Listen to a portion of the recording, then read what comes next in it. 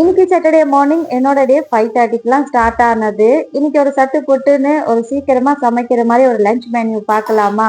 தக்காளி சாதமோட ரெசிபி போடுங்கன்னு சொல்லி கேட்டிருந்தீங்க. இன்னைக்கு லஞ்சில் வந்து தக்காளி சாதம் கூடிய அதுக்கு சைட் டிஷ்ஷாக வந்து அப்பளம், அப்புறம் ஸ்நாக்ஸ் டைமுக்கு வந்து ஹெல்தியான பிளாக் சன்னால சேலடு தான் இன்னைக்கு பண்ண போறேன்.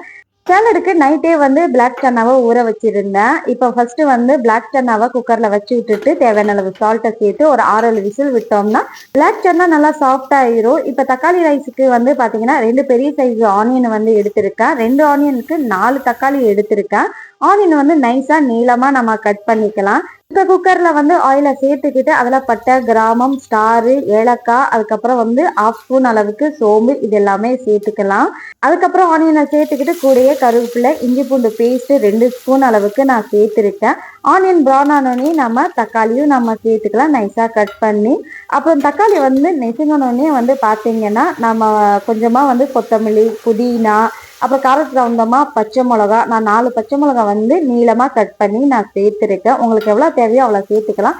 மசாலால வந்து பார்த்தீங்கன்னா காஷ்மீரி ரெட் சில்லி பவுடர் வந்து 1/2 ஸ்பூன், 1/2 ஸ்பூன் அளவுக்கு கரம் மசாலா, 1/2 ஸ்பூன் அளவுக்கு மஞ்சள் தூள், 1/2 ஸ்பூன் அளவுக்கு வந்து தனியா தூள், அதுக்கப்புறம் தேவையான அளவு சால்ட், 2 ஸ்பூன் அளவுக்கு கடு நான் சேர்த்துருக்கேன். கடு சேர்த்தோடனே வந்து பார்த்தீங்கன்னா மசாலா வந்து எண்ணெய் பிரிஞ்சு வந்தோடனே நம்ம தண்ணி சேர்த்துக்கலாம். சாப்பாடுக்கு நான் 1.5 கிளாஸ் அரிசிக்கு 3 கிளாஸ் அளவுக்கு தண்ணி நான் சேர்த்துருக்கேன்.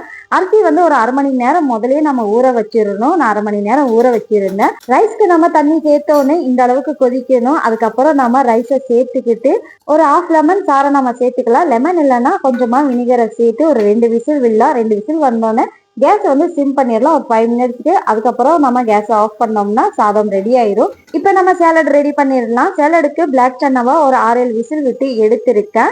இப்போ சன்னாவு கூடயே வந்து பார்த்தீங்கன்னா ஒரு 1/2 தக்காளி வந்து நைஸாக கட் பண்ணி சேர்த்துருக்கேன். ஒரு சின்ன ஆனியன் வந்து நைஸாக கட் பண்ணி சேர்த்துருக்கேன். குக்கும்பர் வந்து ஒரு 1/2 குக்கும்பர் வந்து நைஸாக அதுவும் கூடயே கட் பண்ணி சேர்த்துக்கிட்டேன். தேவையான அளவு சால்ட்டு, 1/2 ஸ்பூன் அளவுக்கு சாட் மசாலா சேர்த்துருக்கேன். காரத்துக்கு தகுந்தமா கொஞ்சமா நம்ம பெப்பரும் நம்ம சேர்த்துக்கலாம். அவ்வளோதான், சாட் ரெடி ஆயிடுச்சு.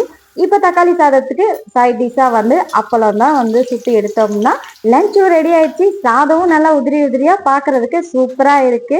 ஸோ இன்னைக்கு லஞ்ச் மெனியும் சட்டு புட்டுன்னு சீக்கிரம் சமைக்கிற மாதிரி தக்காளி ரைஸ் தான் ரெடி பண்ணிட்டேன். இன்னைக்கு லஞ்சுக்கு வந்து தக்காளி ரைஸ், அதுக்கு சைட் டிஷ்ஷா அப்பளம், அதுக்கப்புறம் ரொம்ப ரொம்ப ஹெல்தியான வந்து பிளாக் சன்னா சேலடு தான். இந்த பிளாக் சன்னா சேலடு வந்து டைட்டிங்ல இருக்கிறவங்க கூட சாப்பிடலாம். ரொம்ப ரொம்ப ஹெல்தி. ஸோ நாளைக்கு ஒரு லஞ்ச் பாக்ஸில் பார்க்கலாம். Bye by.